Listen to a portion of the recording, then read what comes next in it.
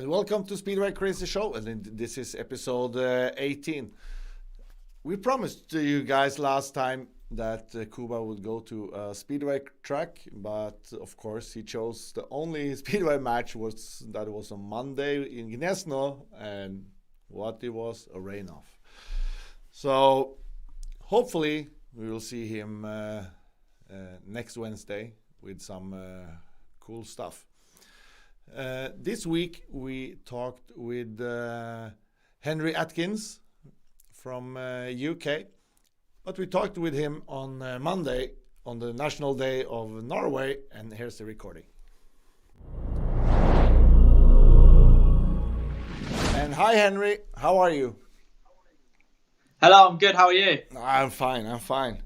You know, we have the crazy National Day today, 17th of May. Well, very good luck, and I hope you're celebrating good. I was crazy. I ended up here and didn't even have a beer. How's your racing career going now? Yeah, it's not going too bad, to be honest. I start racing in a couple of days, and I just can't wait, to be honest. It had a bit of a downfall a couple of years ago when I dislocated my shoulder, but it seems to be on the rise again. So I can't wait now. It's great. So take us a little bit back in history. How did you start with the speedway sport? Well, actually, it's quite a cool story, to be honest. My dad started riding when he was younger, about 13, doing grass track and stuff, and then I tried starting up a bike myself, a little mini motor, and from there I went up to Somerset, became a mascot for about 10 years, and since then I've just got into bigger bikes, and it seems to have gone really well, to be honest. So you started out kind of playing with this and then ending up as a mascot for 10 years and then onto the big bikes then. Yeah, I think must have been about 2005. I just started just playing around with this little small bike, and then all of a sudden I'm on a 500 racing in the National League and Championship in Great Britain. Cool. So yeah, good story. Yeah, it's really cool. It's unique, We never had a mascot on before, or former mascot on. What's your father's name? Mike Atkins. So thank you to Mike for, making you a speedway rider that we really need. Yeah, no, definitely. I understand that you are one of the young upcoming talents in British Speedway. So how do you look at that? If you try to look at that from the outside, do you feel that that's a pressure for you? Not too much, to be honest. I sort of just enjoy riding my bike. Once I know I'm having fun and stuff, I know the best can come out of me. So I try to just treat every meeting as the same, even if it's a higher end meeting, and try to put the pressure aside and race as hard as I can whilst enjoying it and giving the fans a good show, to be honest. British Speedway have had a downfall. We need to be that honest. The past 10 to 15 years. But now it's kind of turned. I understand that the administration on the top has changed. There's a new strategy built down.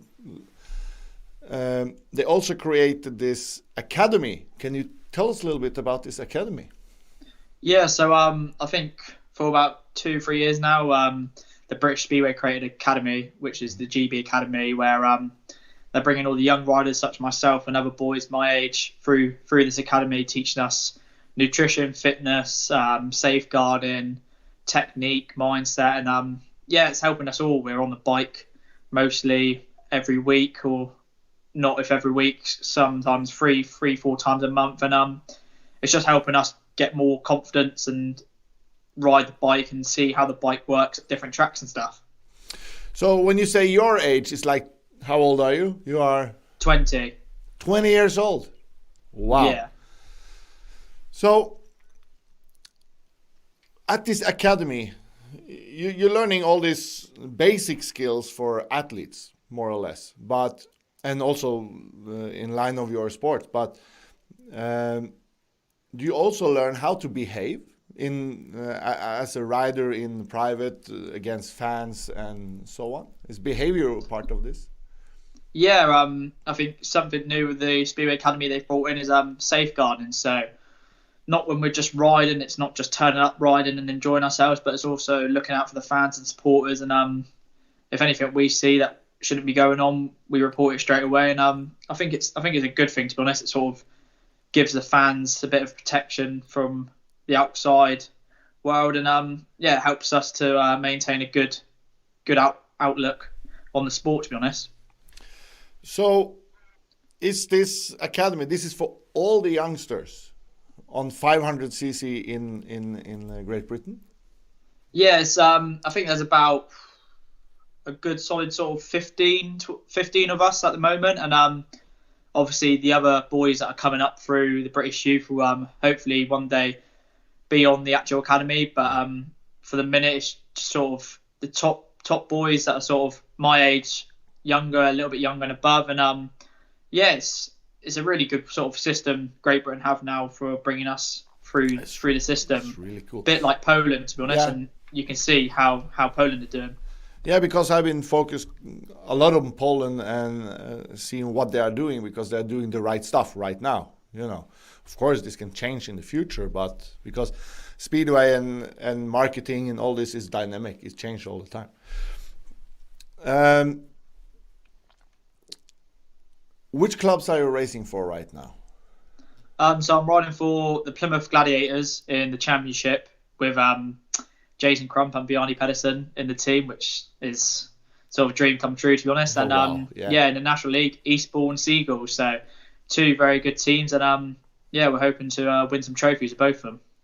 So how do you feel having 2 legends on the Gladiators team? How do you feel about that? And are you? I guess you already met them and had some press and practice with them. How's the sharing of information going? Yeah, really well, to be honest. I sort of stood on the grandstand, watched them, and you can call them legends, to be honest. You see them ride the bike and they make it look so easy, and you see them on the TV at the Grand Prix, and you think, oh, one day I want to be there. And they're pitting next to you in the pits, and I come in after the ride and just ask them sort of what gear and they're running, what the best setup could be, and they just give me a bit of advice, which is mega, especially at such a young age. I need to take everything I can and use it on the track. So it's just mega riding with them two great legends. It's really cool. I had one practice, I think, with Jason Crump in Kings Lynn many years ago, 2006. Yeah. So, wow, he was fast, and I came unprepared. So. Yeah, he just makes it look so easy. Yeah, quite. We already know that the Speedway European Championship qualifier is, or all the qualifiers is cancelled for this season. We only have the challenge left, I think, that they will race before the finals. And we also have the Speedway Grand Prix. But how do you look at these big international events? Is this something that you want to do in the future? Yeah, eventually, I think once sort of COVID and stuff calms down. I know it's calmed down at the moment, but all the paperwork and all the testing you've got to do to go across the borders and stuff, it's a lot going on at the moment. But definitely, I think in the next year or two, I'd love to be going abroad. I've had chats with some Polish clubs, so it's looking positive. Just got to wait for this coronavirus stuff to die down and hopefully get back racing. I can't even invite you to Norway. Because we have closed borders. You can't even come in unless you're a Norwegian passport holder. Yeah, I'm sorry. I think they just full open British. for students that already study here, because some students went home this winter for some short holiday, 1 week holiday, and came back and they were arrested and sent back out of Norway. So because they didn't have the passport or permanent living address here. Yeah, it's crazy stuff,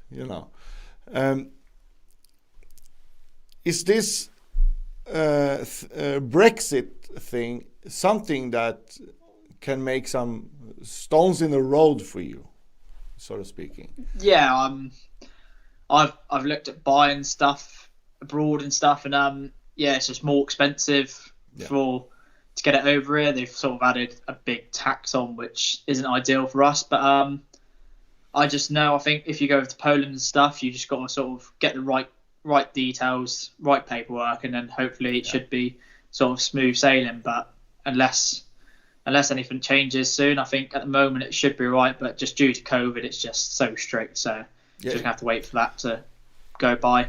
Because now we're reading in media about riders. We had Lasse Fredriksen last week here on this show, and he was going to race for this club up in Scotland, Edinburgh. Yeah. Yeah. And he couldn't go because of some visa trouble, and you know. Yeah, it's hard. I've spoke to a couple of the boys down at Plymouth on the present practice, and I asked about how they're getting over and stuff. And I think even one of the boys, the French boy Steven Giroux, he had to take an English test to get his visa and stuff. And I just thought it's mental. Thank God everyone knows English. On everyone then. Okay. Yeah, no, it just puts a restriction on everyone else then. And I know Brexit's happened and we can't do anything about it now, so we're just gonna have to look into the future and hopefully they ease it a bit, and we can start going over to different countries. I'd love to go Sweden and Denmark and even Poland, to be honest. So yeah, because as a rider, you like to race as many matches as possible to grow and maintain a level, and you know. Yeah, no, definitely. I think I've got 4 meetings this week. I think one of them's been cancelled already, but the more time I'm on the bike, the more confident I get, and it just feels better. It's like driving, to be honest. Once you start driving, you improve all the time, and it's exactly like Speedway. The more you ride your bike, the better you get. So laps and bike time is massive in this sport, especially with all the good meetings going on nowadays. Do you do something else in your life than Speedway? Do you have a job? Do you study? Yes, I've probably two months away from qualifying to be a fully qualified plumber. So congratulations! I've got that to fall back on when I get grey and old. And but if anything happens to me during Speedway, then that's always there. But for the time being, I'm just enjoying my racing and trying to sort of work round both sort of opportunities, to be honest. Yeah, because you always need to have something to fall back on. If something happens, suddenly Speedway just becomes illegal because it's an engine on it. You know. Yeah. You never know. Politicians can do anything. You never know. Have you had any injuries, or have you maintained? Yeah, no, I had when I was riding for Somerset in 2019, I unfortunately dislocated my shoulder. Someone locked up in front of me, and I tried turning the bike as hard as I can, but just clipped the back wheel, high sided, and popped my shoulder out. And I think due to the time it was out, I think it was out for about 2 hours, and due for it being out so long, it's just the healing process took much longer than what I wanted it to be. And I think for that season, it was hard to sort of get full confidence back, but after a sort of period of time, it grew and grew and grew with wins and team bonding and stuff. And I feel like now I'm back in a situation where I am there and I've got my confidence back, and I don't have to worry about the shoulder. I can sort of race hard and have fun. Have you managed now to rebuild the muscle tissue in your shoulders also, I guess? Yeah. I think the sort of strength part is there. It's just the ligaments obviously take a long time to heal, and I think it's never going to be the same as what it was before, but I just have to work around it and just keep it as strong as I can, to be honest. I know I had a motorcycle accident outside of Speedway, and I broke my elbow, and I only had this movement. Yeah. And that's like middle of my Speedway career. And the doctor said you can never have movement in your arm ever again. No. And I said, okay, look. Yeah. After a few months, because I went to this specialist and I did this exercise all the time, every day. It's when I needed to just lay down and watch television, so I could have this rubber band in the ceiling and just pull and pull and pull. And yeah. But I cannot have this arm straight. It's not possible. No. But it's like little angle there. Thank you so much for joining us, and we really love to have you back a little bit later and just check out how it's going with you, because you got so much going for you. You have this academy, and we really want to learn more about that later. Yeah, no, definitely. I'd be keen to come back on and speak again. Yeah, see you. Bye. Cheers. Bye-bye.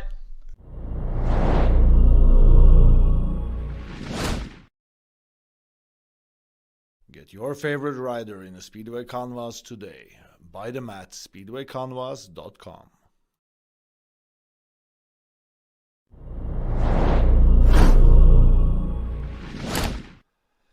And that's what we had for you guys this week. And next week, we have Christer Gardell, the pensionist. He's a former referee, FIM Speedway Grand Prix referee. But now he's a pensionist. Really cool. And he got grandkids, which is racing. And we really want to hear about what he's doing in the story now. It's continuing. Thank you to Henrik Atkins. What a beautiful young super athlete, He's so sharp in the mind, so dedicated, so focused. Really cool to have him on. Thank you to my production team. You're also doing a great job, and we really hope to see Kuba next week on the track doing his stuff, what he's really famous for. Christer Gardell next week. Bye.